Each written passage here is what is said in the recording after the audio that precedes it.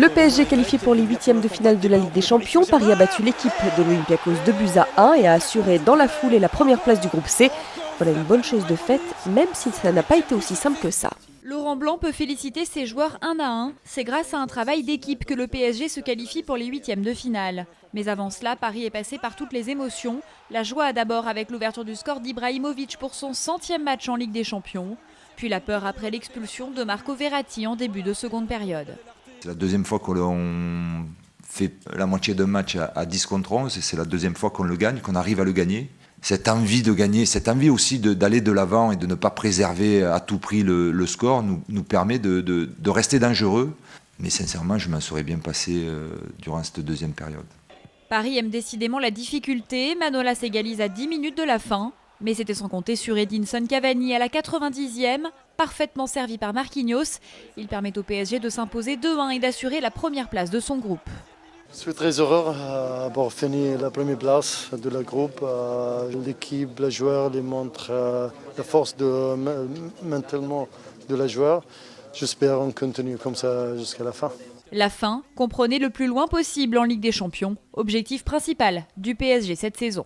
Parmi les autres résultats, le Real Madrid a fait un carton face à Galatasaray, une victoire 4-1. Bale, la recrue estivale, n'y est pas pour rien. Arbeloa, Di Maria et Isco ont également marqué pour le Real Madrid. Les Madrilènes qualifiés et assurés de finir premier de leur groupe.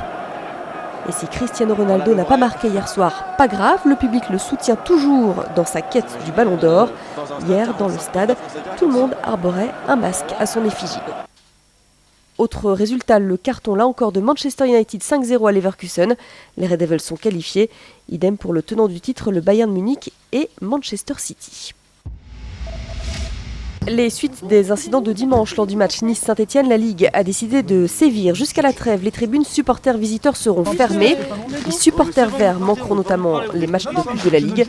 Roland Romeillet, coprésident de la SSE, a reçu les supporters hier, lequel a interpellé le ministre de l'Intérieur, Manuel Valls. Je lui demande simplement, faites vite, réunissez toutes les personnes que j'ai demandées de manière à ce qu'on puisse faire avancer les choses et qu'on rectifie l'image de ce football, parce que l'image qu'on a vue à Nice, c'est pas celle de la Saint-Etienne.